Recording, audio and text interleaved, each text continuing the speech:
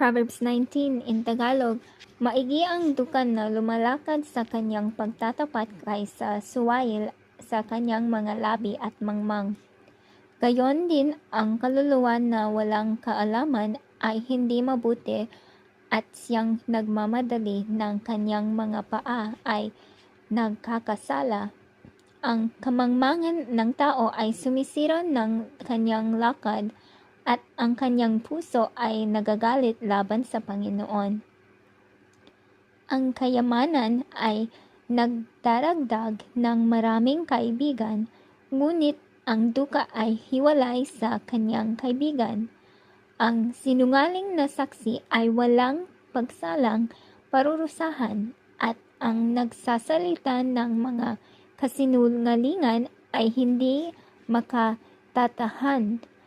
Marami ang mamanhik ng linggap sa magandang loob at bawat tao ay kaibigan ng nagbibigay ng mga kaloob.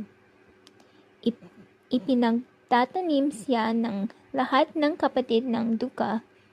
Gaano pa na nga kaya ang ilalayo sa kanya ng kanyang mga kaibigan, kanyang hinahabol sila ng mga salita, ngunit wala na sila.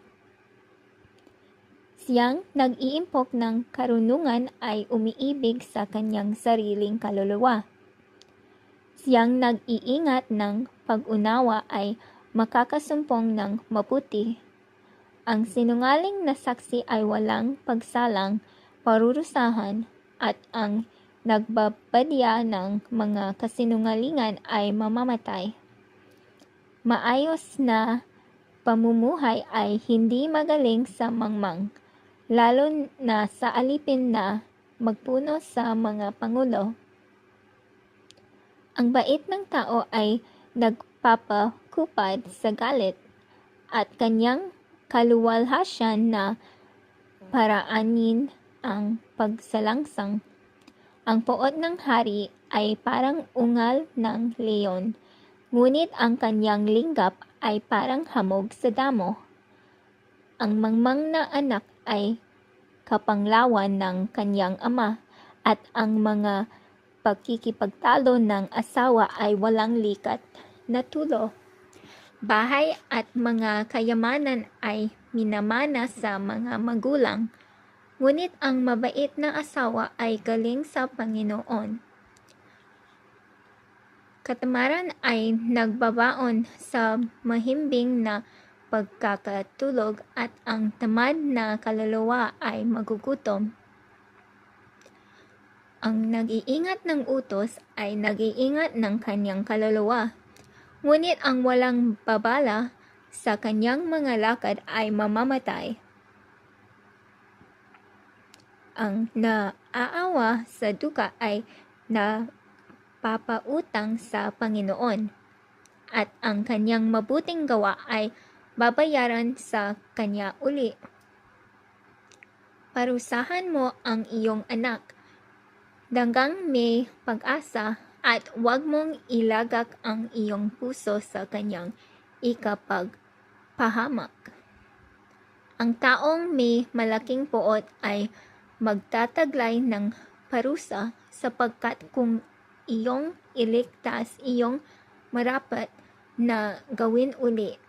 Makinig ka ng payo at tumanggap ka ng turo, upang ikaw ay maging pantas sa iyong huling wakas.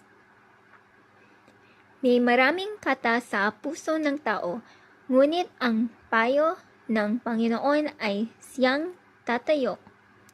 Yaong nakakagawa sa isang tao upang siya'y maging kinais-nais ay ang kanyang kagandahang loob, at ang isang duka ay maigi kaysa isang sinungaling. Ang pagkatakot sa Panginoon ay patungo sa kabuhayan, at ang nagtatangkilik noon ay tatahang may kasiyahan. Hindi siya dadalawin ng kasamaan. Itinadampot ng tamad ang kanyang kamay sa pinggan, at hindi na magsusubo pa sa kanyang bibig uli. Iyong saktan ang manglilibak at ang musmos ay mag-aaral ng kabaitan at iyong sawayin ang nag-uunawa at siya'y makakaunawa ng kaalaman. Ang sumasamsam sa kanyang ama at nagpapalaya sa kanyang ina ay anak na nakakahiya at nagdadala ng kakutyaan. Magtigil ka, anak ko, sa pakikinig ng aral na nagliligaw lamang mula sa mga salita ng kaalaman. Ang walang kabuluhang saksi ay lumilibak sa kahatulan at ang bibig ng masama ay lumalamon ng kasamaan. Ang mga kahatulan ay nahahanda sa mga manglilibak at ang mga hampas ay sa mga likod ng mga mangmang.